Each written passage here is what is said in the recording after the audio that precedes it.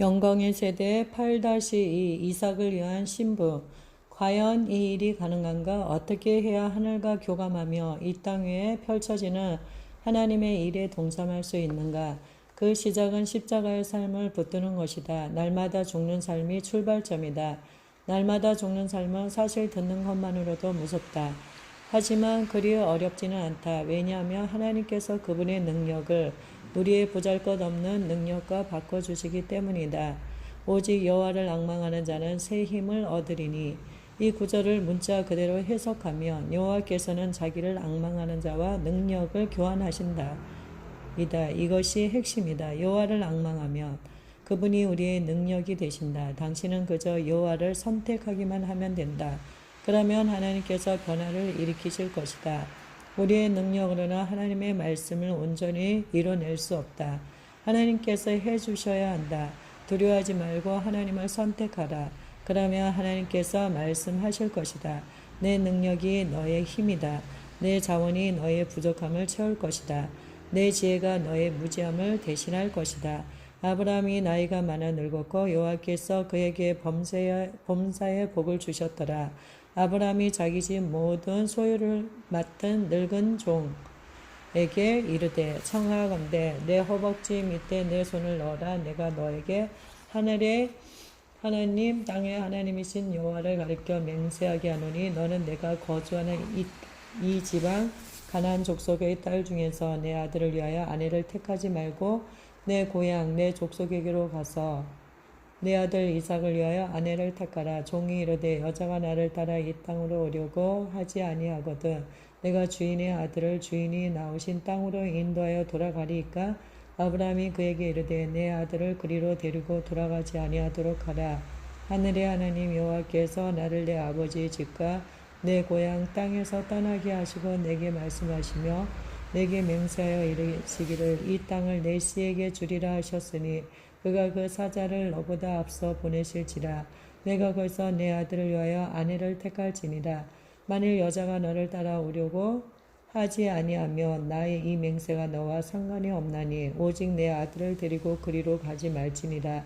그 종이 이에 그의 주인 아브라함의 허벅지 아래에 손을 넣고 이 일에 대하여 그에게 맹세하였더라. 이에 종이 그 주인의 낙타 중 10匹를 끌고 떠났는데 곧 그의 주인의 모든 좋은 것을 가지고 떠나 메소포타미아로 가서 나우르의 성에 이르러 그 낙타를 성박 우물 곁에 꿀렸으니 저녁 때라. 여인들이 물을 기르러 나올 때였더라. 그가 이르되 우리 주인 아브라함의 하나님 여호와여 원하건대 오늘 나에게 순조롭게 만나게 하사 내 주인 아브라함에게 은혜를 베푸시옵소서. 성중 사람의 딸들이 물 기르러 나오겠사오니 내가 우물 곁에 서 있다가 한 소녀에게 이르기를 청하건대 너는 물동이를 기울여 나로 마시게 하라 하리니 그의 대답이 마시라. 내가 당신의 낙타에게도 마시게 하리라 하면 그는 주께서 주의 종 이삭을 위하여 정하신 자라. 이로 말미암아 주께서 내 주인에게 은혜 베푸심을 내가 알겠나이다. 말을 마치기도 전에 리브가가 물동이를 어깨에 메고 나오니 그는 아브라함의 동생 나홀의 아내 밀가의 아들 부두엘의 소생이라. 그 소녀는 보기에 심히 아름답고 지금까지 남자가 가까이 하지 아니한 처녀더라. 그가 우물로 내려가서 물을 그 물동이에 채워 가지고 올라오는지라. 종이 마주 달려가서 이르되 청하건대 내 물동이의 물을 내게 조금 마시게 하라. 그가 이르되 내 주여 마시소서 하며 급히 그 물동이를 손에 내려 마시게 하기를 다하고 이르되 당신의 낙타를 위하여서도 물을 길어 그것들로 배불리 마시게 하리이다 하고 급히 물동이의 물을 구유에 붓고 다시 기르려고 우물로 달려가서 모든 낙타를 위하여 기는지라. 그 사람이 그를 묵묵히 주목하며 여호와께서 과연 평탄한 길을 주신 여부를 알고자 하더니 낙타가 마시기를 다하매 그가 반세겔 무게의 금 코걸이 1개와 13개 무게의 금 손목걸이 1쌍을 그에게 주며 이르되 네가 누구의 딸이냐? 청하건대 내게 말하라. 내 아버지의 집에 우리가 유숙할 곳이 있느냐? 그 여자가 그에게 이르되 나는 밀가라 나홀에게서 낳은 아들 부두엘의 딸이니이다. 또 이르되 우리에게 집과 사료가 족하며 유숙할 곳도 있나이다. 이에 그 사람이 머리를 숙여 여호와께 경배하고 이르되 나의 주인 아브라함의 하나님 여호와를 찬송하나이다. 나의 주인에게 주의 사랑과 성실을 그치지 아니하셨사오며 여호와께서 길에서 나를 인도하사 내 주인의 동생 집에 이르게 하셨나이다 하니라. 소녀가 달려가서 이 일을 어머니 집에 알렸더니 리브가에게 오라버니가 있어 그의 이름은 라반이라. 그가 우물로 달려가 그 사람에게 이르러 그의 누이의 코골이와 그 손의 손목고리를 보고 또 그의 누이 리브가가 그 사람이 자기에게 이같이 말하더라 함을 듣고 그 사람에게로 나아감이라. 그때 그가 우물과 낙타 곁에 서 있더라. 라반이 이르되 여호와께 복을 받은 자여 들어오소서. 어찌 밖에 서 있나이까. 내가 방과 낙타의 초소를 준비하였나이다. 그 사람이 그 집으로 들어가매 라반이 낙타의 짐을 부리고 집과 사료를 낙타에게 주고 그 사람의 발과 그의 동생들의 발 씻을 물을 주고 그 앞에 음식을 베푸니 그 사람이 이르되 내가 내일을 진술하기 전에는 먹지 아니하겠나이다. 라반이 이르되 말하소서. 그가 이르되 나는 아브라함의 종이니이다. 여호와께서 나의 주인에게 크게 복을 주시어 청성하게 하시되 소와 양과 은금과 종들과 낙타와 나귀를 그에게 주셨고 나의 주인의 아내 사라가 노년에 나의 주인에게 아들을 낳음에 주인이 그의 모든 소유를 그 아들에게 주었나이다. 나의 주인이 나에게 맹세하게 하여 이르되 너는 내 아들을 위하여 내가 사는 땅 가나안 족속의 딸들 중에서 아내를 택하지 말고 내 아버지의 집 내 족속에게로 가서 내 아들을 위하여 아내를 택하라 하시기로 내가 내 주인에게 여쭈되 혹 여자가 나를 따르지 아니하며 어찌하리까 한즉 주인이 내게 이르되 내가 섬기는 여호와께서 그의 사자를 너와 함께 보내어 내게 평탄한 길을 주시리니 너는 내 족속 중 내 아버지 집에서 내 아들을 위하여 아내를 택할 것이니라. 내가 내 족속에게 이를 때에는 내가 내 맹세와 상관이 없으리라. 만일 그들이 내게 주지 아니할지라도 내가 내 맹세와 상관이 없으리라 하시기로 내가 오늘 우물에 이르러 말하기를 내 주인 아브라함의 하나님 여호와여 만일 내가 행하는 길에 형통함을 주실진대 내가 이 우물 곁에 서 있다가 젊은 여자가 물을 기르러 오거든 내가 그에게 청하기를 너는 물동이의 물을 내게 조금 마시게 하라 하여 그의 대답이 당신을 마시라 내가 또 당신의 낙타를 위하여도 기르리라 하면 그 여자는 여호와께서 내 주인의 아들을 위하여 정하여 주신 자가 되리다 하며 내가 마음속으로 말하기를 마치기도 전에 리브가가 물동이를 어깨에 메고 나와서 우물로 내려와 깊기로 내가 그에게 이르기를 청하건대 내게 마시게 하라 한즉 그가 급히 물동이를 어깨에서 내리며 이르되 마시라 내가 당신의 낙타에게도 마시게 하리라 하기로 내가 마시매 그가 또 낙타에게도 마시게 한지라. 내가 그에게 묻기를 내가 네 딸이냐 한저 이르되 밀가가 나홀에게서 낳은 부두엘의 딸이라 하기로 내가 코골이를 그 코에 꿰고 손목고리를 그 손에 끼우고 내 주인 아브라함의 하나님 여호와께서 나를 바른 길로 인도하사 나의 주인의 동생의 딸을 그의 아들을 위하여 택하게 하셨으므로 내가 머리를 숙여 그에게 경배하고 찬송하였나이다. 이제 당신들이 인자함과 진실함으로 내 주인을 대접하려거든 내게 알게 해주시고 그렇지 아니할지라도 내게 알게 해주셔서 내가 우로든지 좌로든지 행하게 하소서. 라반과 부델이 대답하여 이르되 이 일이 여호와께로 말미암았으니 우리는 가부를 말할 수 없노라. 리브가가 당신 앞에 있으니 데리고 가서 여호와의 명령대로 그를 당신의 주인의 아들의 아내가 되게 하라. 여호와의 종이 그들의 말을 듣고 땅에 엎드려 여호와께 절하고 은금 패물과 의복을 꺼내어 리브가에게 주고 그의 오라버니와 어머니에게도 보물을 주니라. 이에 그들 그 종과 동행자들이 먹고 마시고 유숙하고 아침에 일어나서 그와 이르되 나를 보내어 내 주인에게로 돌아가게 하소서. 리브가의 오라버니와 그의 어머니가 이르되 이 아이로 하여금 며칠 또는 열흘을 우리와 함께 머물게 하라. 그 후에 그가 갈 것이니라. 그 사람이 그들에게 이르되 나를 만류하지 마소서. 여호와께서 내게 형통한 길을 주셨으니 나를 보내어 내 주인에게로 돌아가게 하소서. 그들이 이르되 우리가 소녀를 불러 그에게 물으리라 하고 리브가를 불러 그에게 이르되 내가 이 사람과 함께 가려느냐? 그가 대답하되 가겠나이다. 본문에서 아브라함을 하나님에 비유하며 그의 종은 성령이라 할 수 있다. 사실 엘리에셀이라는 이름의 뜻은 돕는 자 또는 위로자이다. 성령님의 별명이 무엇인가? 위로자, 보혜사가 아닌가? 그렇다면 이사가 누구에 비유할 수 있는가? 예수님에 비유할 수 있다. 아브라함은 나이가 많았고 늙었다. 이제 그는 자신의 종들 중 최고 연장자이자 집안 살림을 도맡아 하는 엘리에셀과 언약을 맺는다. 너는 내 아들 이삭을 위해 아내를 찾아라. 돌아갈 곳 없는 당시 아버지의 소유를 관리하는 사람은 아들이 아니라 종이었다. 종의 마음을 가진 자가 아버지의 소유를 제대로 관리할 수 있었다. 하나님의 소유를 관리하는 것 역시 종이다. 그런데 하나님께서는 자신의 종에게 그 소유의 일부가 아닌 모든 것을 맡기신다. 하나님의 종은 하나님의 모든 소유를 관리한다. 아브라함 역시 가장 나이 많은 종에게 자신의 모든 소유를 맡겼다. 그뿐 아니라 그에게 아주 중요한 일을 당부했다. 이보게 자네의 손을 내 허벅지 아래에 넣게 그리고 내게 맹세하기나 지금 우리는 하늘과 땅의 하나님신 여호와의 언약 안으로 들어가고 있다네.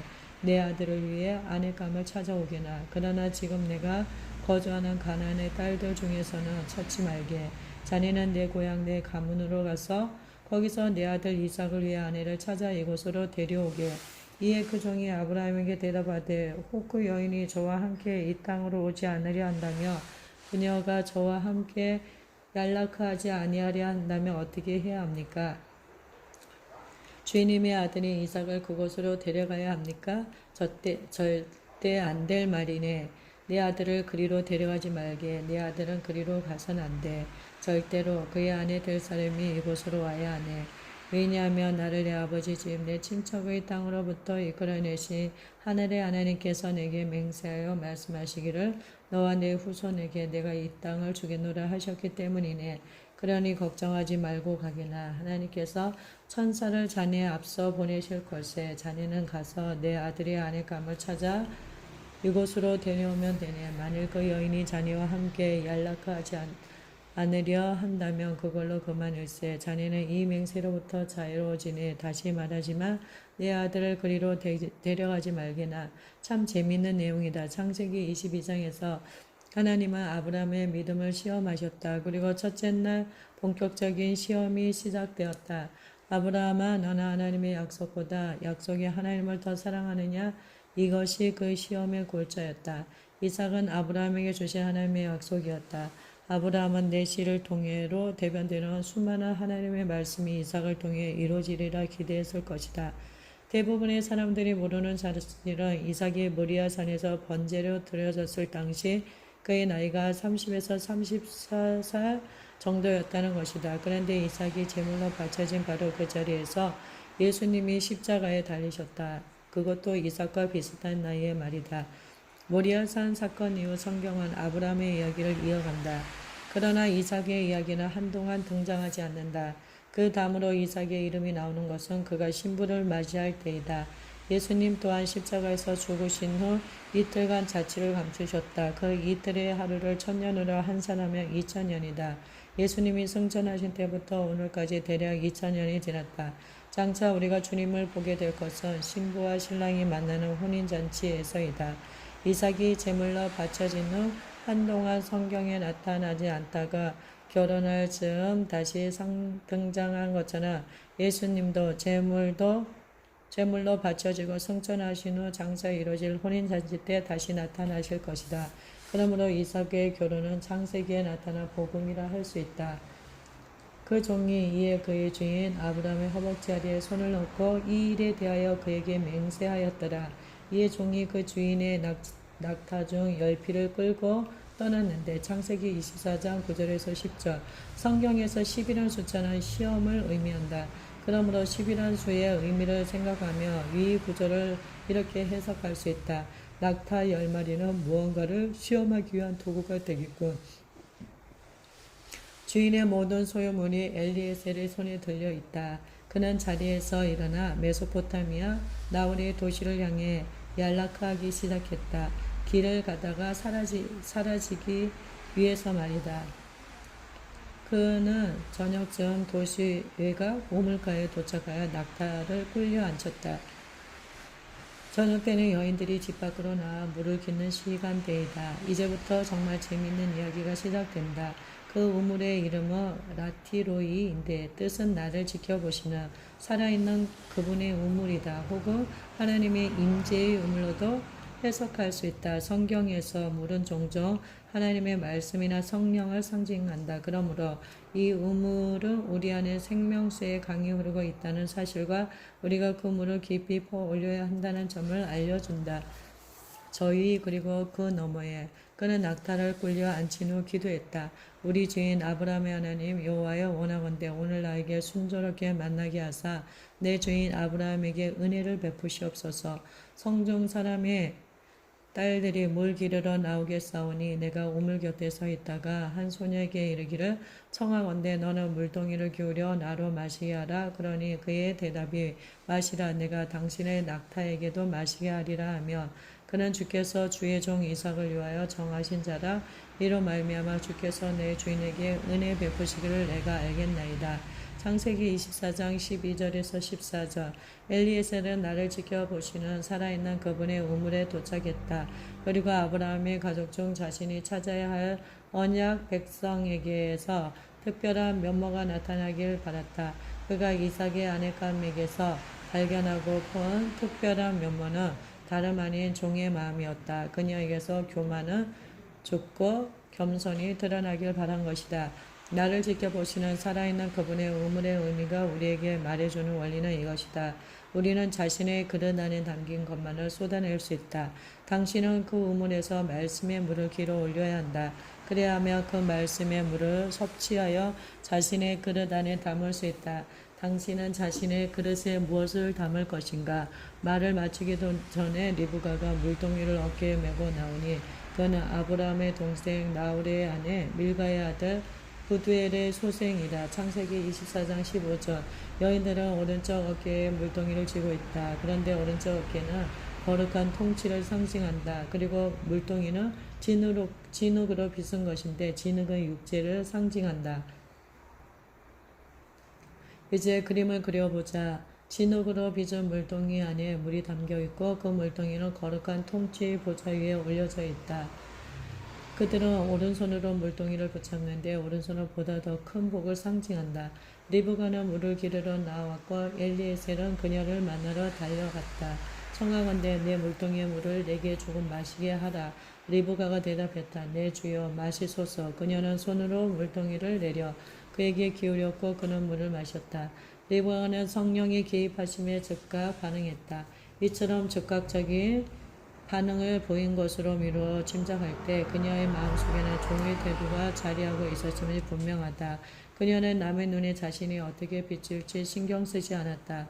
또한 사람들이 뭐라고 말할지도 신경 쓰지 않았다. 리브가는 과거 한 번도 만난 적 없는 이 낯선 남자를 아무 거리낌 없이 대했다. 그녀에게 종의 마음, 섬김의 태도가 있었으므로 성령의 감동에 즉각 순종할 수 있었다. 마시게 하기를 다하고 이르되 당신의 낙타를 위하여서도 물을 길어 그것들로 배불리 마시게 하리이다.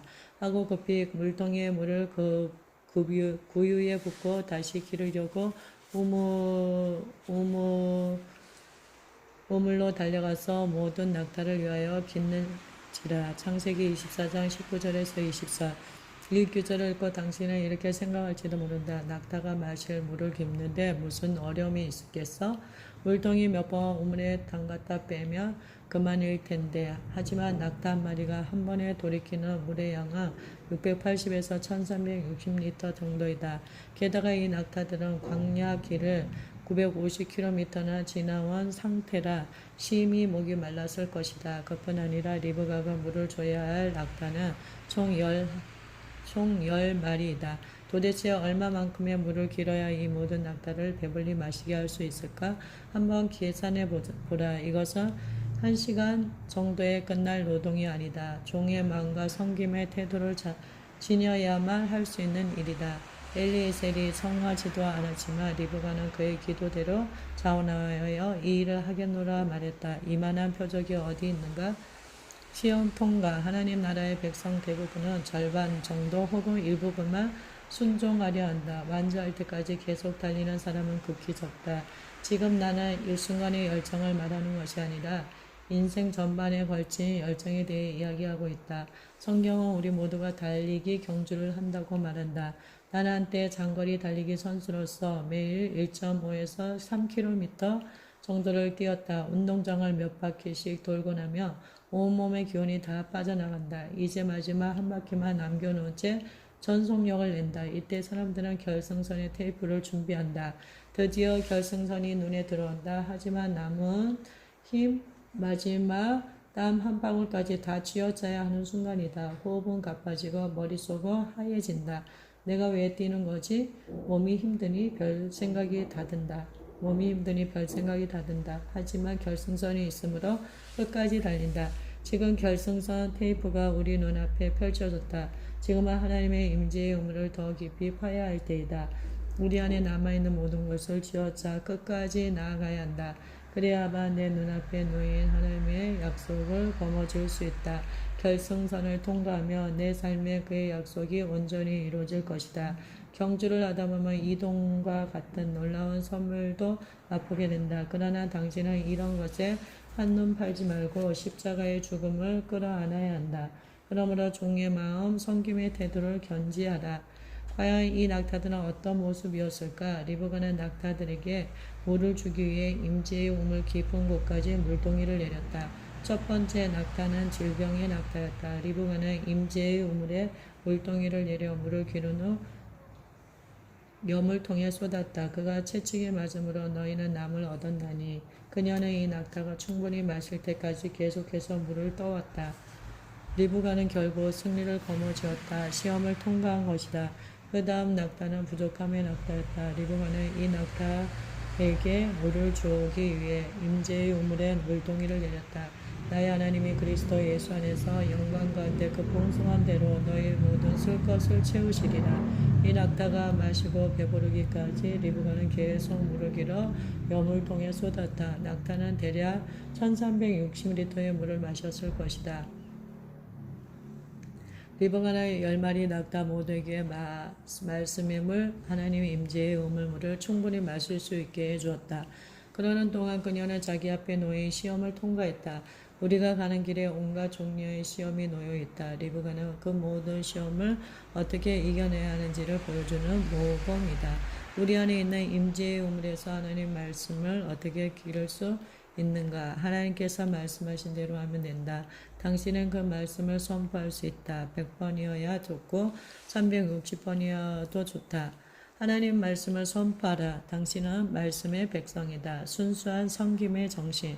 엘리에셀은 리브가를 바라보며 깜짝 놀라 아무 말 못하고 그냥 그 자리에 그대로 서 있었다. 오, 정말 하나님께서 이 여정을 복되게 하셨구나. 그는 감격했다. 하늘이 묵묵부답이고 당신의 귀에는 어떠한 소리도 들리지 않으며 돌팔구가 보이지 않아 가슴을 치며 답답해한 적이 있는가? 그 순간 당신은 이렇게 자문할 것이다. 나 때문에 하나님이 화나셨나? 내 삶에 아직 죄가 남아있나? 그리고 가끔씩은 나 구원받지 못했나 봐 하며 좌절하기도 한다. 그러나 성령께서는 우리가 시험을 제대로 통과할 수 있을지 확인하기 위해 침묵으로 일관하시곤 한다. 하나님이 당신을 떠나신 것이 아니라 그저 당신의 반응을 지켜보시려고 그렇게 하실 뿐이다. 하나님은 여전히 거기 그 자리에 계신다. 당신의 영혼 안에 놓여있는 금고, 곧 하나님의 임재의 우물에서 풍성한 자원을 꺼내라. 그 순간 당신의 머리 위로 하늘의 기대감이 충만해질 것이다. 그리고 당신은 거룩한 승리에 참여하게 된다. 주님은 승리를 기대하신다. 주님은 실패하지도 패배하지도 않으신다. 당신이 삶에서 만나는 그 모든 시험은 싸워 이기라고 하나님께서 주신 것이다. 그러니 시험을 만날 때 주저하지 말고 선두주자이신 예수님을 따라 달리라. 낙타가 마시기를 다음에 그가 반세겔 무게의 금 코걸이 1개와 13개의 무게의 금 손목걸이 한 쌍을 그에게 주며 이르되 내가 누구의 딸이냐 청하건대 내게 말하라. 내 아버지의 집에 우리가 유숙할 곳이 있느니라. 창세기 24장 22절에서 23절. 코골이의 코는 분별을 상징한다. 금은 정결함, 성결, 하나님에 대한 경외심을 상징한다. 엘리에셀의 말은 다음과 같이 해석할 수 있다. 이 여인 리브가의 섬김을 보면서 나는 그 안에 정결함이 있다는 사실을 분별해냈다. 그녀의 섬김은 정결이다. 그렇게 리브가는 시험을 통과했다. 이제 그녀는 더 높은 차원의 정결함, 성결, 하나님을 향한 경외심을 얻게 될 것이다. 엘리에셀은 리브가의 손에 금을 건네었다. 그녀의 손은 섬김과 성결한 섬김을 대변한다. 봉사는 그녀의 마음에 내재된 섬김의 태도에서 기인했다. 리브가는 온전한 열정으로 섬겨 낙타들이 배불리 마시도록 충분한 양의 물을 길어 주었다. 그녀는 시험을 만났고 이겼고 통과했다. 시험을 통과할 경우 하나님은 우리에게 상을 주신다.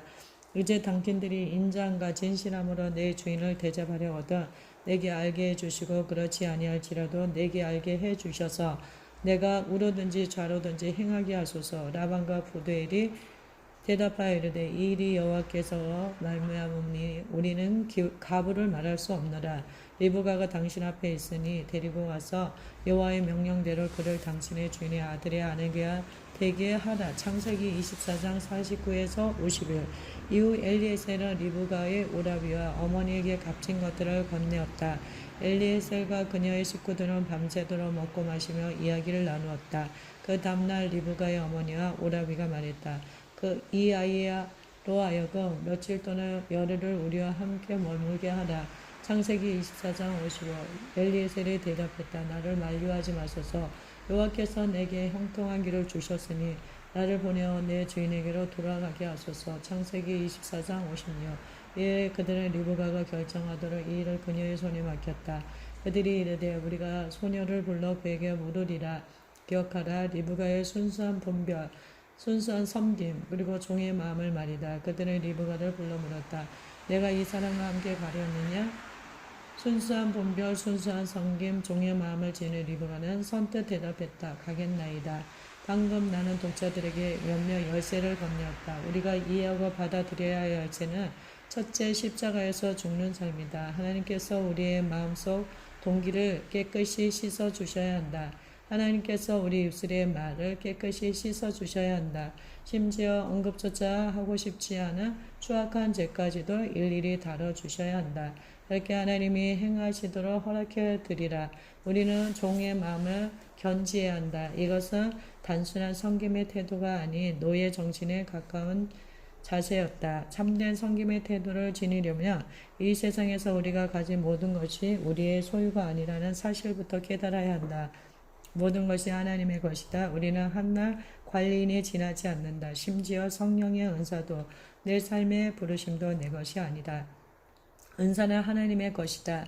당신으로 하여금 활용하고 관리하도록 은사를 맡겨 주신 것이다. 그러니 당신의 재능이라 착각하지 말라. 하나님의 것이므로 언젠가는 도로 찾아가실 것이다. 부르심도 마찬가지다. 그거 역시 하나님의 것이다. 하나님께서 은혜 가운데 당신에게 맡기신 모든 것을 지키고 관리하라. 하나님은 사람을 가리지 않으신다. 그러므로 성경에 기록된 모든 약속이 당신의 것이다. 이 사실을 이해하려면 이제 당신은 그 약속들이 이루어질 것을 기대할 수 있다. 하나님은 전능하시다. 당신의 변화를 선택한다면 하나님은 당신을 변화시켜 주실 것이다. 믿는 자에게는 모든 것이 가능하다. 성경은 내겐 고작 30g의 믿음만 있다. 그래도 너는 200kg이 있는 것처럼 믿어야 한다고 말하지 않는다. 당신의 믿음이 크든 작든 상관없다. 큰 믿음을 가진 것처럼 자신을 속이지 말라. 당신은 자신이 갖고 있는 믿음으로 믿으면 된다. 하나님께서 원하시는 것이 바로 이것이다. 지금 나는 믿음의 수준이나 무게에 대해 말하고 있지 않다. 라사로에게 얼마만큼의 믿음이 있었는가? 하나도 없었다. 그는 죽었고 묻혔을 뿐이다. 그러나 예수님께서 믿음이 있었다. 믿음이 크든 작든 주께서 만나 주실 때 우리는 이곳에서 저곳으로 이동하게 될 것이다. 둘째 하늘, 주님께서 내게 믿음으로 이동하는 것에 대해 가르쳐 주셨는데 여기서는 그 가르침과 경험에 대해 이야기할 것이다. 차를 타고 시애틀에서 스포케인으로 이동하는 경험을 하고 1년 정도 지났을 무렵 나는 방대한 양의 연구와 기도와 금식을 하며 어떻게 또 왜 이런 이동이 일어나는지 알아보고자 했다. 좀 더 많은 깨달음을 얻은 나는 이렇게 기도했다. 좋습니다. 주님, 저는 다음 가르침을 받을 준비가 되었습니다. 하지만 내 지식은 어찌 그리 작은지 하루는 방 안에서 하나님을 경배하던 중 갑자기 어디론가 빨려 들어가는 느낌이 들었다. 눈을 떠보니 나는 별들 사이에 서 있었다. 당시 내가 몸 안에 있었는지 몸 밖에 있었는지는 말할 수 없다. 다만 뭔가 초자연적인 일이 일어났고 또 그 경험이 매우 생생히 했다는 것만 알 수 있다. 맨 처음 내가 발견한 것은 별들이 하나님을 향해 찬송을 불렀다는 것이다. 별들은 살아있고 생기 가득했다. 성경에는 모든 피조물이 하나님을 찬양한다는 말씀이 적혀 있다. 그러나 그 말씀을 아는 것과 직접 체험하는 것은 천지 차이였다. 얼마 후 내 눈에 더 이상 달과 지구는 보이지 않았다. 모든 것이 낯설었다. 그러나 온 우주는 하나님을 찬양하는 피조물로 가득했다. 잠시 묵상하고 있는데 갑자기 내 오른쪽 먼 곳에 문처럼 생긴 무언가가 나타났다. 그 문은 광활한 우주 공간에 매달려 있는 듯 보였다. 나는 그 문이 열려 있다는 것을 알았다. 열린 틈으로 눈부시게 하얀 빛이 새어나왔기 때문이다. 그렇다. 그 문은 빛의 출입구 같았다. 이때 나는 주님의 음성을 들었다. 앞으로 가라. 앞으로 가라고요? 어떻게 해요? 나의 첫 반응은 이랬다. 어쨌든 나는 믿음의 걸음을 내디뎌야만 했다. 그래서 한 발자국 내디딜 정도의 믿음을 발휘하며 앞으로 갔다. 그런데 발걸음을 떼는 순간 내가 그 문 속으로 쏙 빨려 들어가는 것 아닌가? 순간 나는 작은 사무실 프론트에 서 있었다. 사무실은 텅 비어 있었다. 이때 하나님의 성령께서 이같이 말씀하시는 것 같았다. 내가 서 있는 곳은 호주 시드니이다. 그날은 토요일이었고 매우 이른 아침이었다. 이제 막 해가 뜬 것 같았다. 도로 위에는 자동차가 한 대도 없었다. 나는 사무실 주위를 빙 둘러보았다. 내가 선 자리 뒤쪽에는 화장실로 향하는 통로가 있었고 바닥에는 오래되어 낡은 회색빛 카펫이 깔려 있었다. 그리고 책상이 놓였던 자리 주변에서는 여러 전선들을 바닥에 부착하기 위한 절연 테이프 자국이 있었다. 참 멋져요, 주님. 저는 항상 호주에 와보고 싶었어요. 나는 다시 그 사무실의 앞쪽으로 몸을 돌려 창문을 내다보았다. 창밖으로는 검은 대리석 외곽의 건물이 보였다. 건물 좌측으로는 색깔을 입힌 유리창이 보였고 건물 앞의 거리는 텅 비어 있었다. 주님 정말 멋있어요. 나는 이렇게 말하며 창문 가까이 걸어갔다. 아마 더 넓은 시야를 확보하기 위해서였던 것 같다. 안 돼. 내가 배울 가르침이 여기까지야. 그러니 이제 돌아가거라. 주님께서 말씀하셨다. 그 말씀에 나는 적잖이 실망했다. 이제 나는 또 다른 딜레마에 봉착했다. 어떻게 돌아가지? 알다시피 나는 주님의 말씀을 들었을 때 겨우 한 발자국 내디딜 만큼의 믿음밖에 없었다. 그래서 이번에도 한 발자국 내디딜 만큼의 믿음을 발휘했다. 화장실 통로로 나가야겠어. 화장실 문을 열고 들어가는 순간 나는 갑자기 내 집 내 방으로 돌아왔다. 이후 1년 넘도록 나는 이 체험을 묵상하며 기도했다. 아버지, 도대체 이 체험의 의미는 무엇입니까? 열쇠들을 기억하라. 예, 기억합니다. 열쇠로는 무엇을 하지? 문을 엽니다. 나는 주님께 여쭈었다. 그런데 바울이 3층 전으로 들어 올라갔을 때도 저처럼 문을 통과했나요? 그렇다. 하지만 그것은 또 다른 문이었다. 그래서 또 다른 열쇠가 필요했지. 아버지, 별들 사이에 서 있는 체험이 왜 중요하지요? 한번 역사를 공부해보지 그러니? 주님, 어디서부터 시작해야 하나요? 이번에는 주님께서 구약의 위경을 연구하라고 말씀하셨다. 위경은 에녹서를 포함하여 성경 안에 들어오지 못한 책들을 가리키는 용어이다. 주님은 내게 에녹서를 읽어보라고 말씀하셨다. 그래서 나는 에녹서를 읽었다. 그리고 깜짝 놀랐다. 에녹은 창세기부터 요한계시록과 아우르는 복음을 이해하고 있었다. 이러한 에녹서의 구절들은 성경 곳곳에 인용되기까지 했다. 에녹서를 읽으며 깨달은 것은 그가 하나님과 동행하다가 별들 사이로 이끌려 올라가 천국으로 향하는 여러 문들을 보았다는 것이다. 참으로 매력적인 내용이다. 주님 어떻게 해야 하나님의 말씀과 에녹서를 그리고 오늘 우리가 체험하는 것들을 모두 다 연결할 수 있을까요? 이것은 제 능력 밖의 일입니다. 주님께서 말씀하셨다. 굉장히 쉽단다. 둘째 하늘에 대해 들어보았니? 그 순간 나는 첫째 하늘에서부터 예수님이 계신 셋째 하늘로 올라가기 위해 둘째 하늘을 통과해야 한다는 것을 깨달았다. 셋째 하늘이 하나님의 영역인 반면 둘째 하늘은 타락한 전사 곧 마귀의 거처이다. 이후 주님은 내가 영적 세계로의 여정을 이어가도록 인도해 주셨다. 또 어떻게 해야 믿음으로 이동할 수 있는지도 알려주셨다. 앞서 언급한 열쇠 하나는 이사야 22장 22절이다. 믿음으로 말하고 선포할 때 당신이 연 문은 이 세상 누구도 닫을 수 없다. 예수님께서 말씀하셨다. 내가 한 일을 너희도 할 것이다. 주님께서는 이 영역과 저 영역을 오가신다.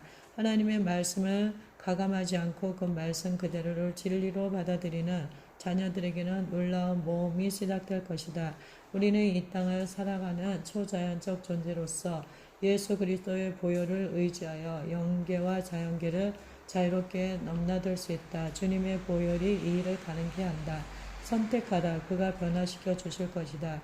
의지를 다해 붙잡으라. 하나님께서 당신의 능력이 되어 주실 것이다.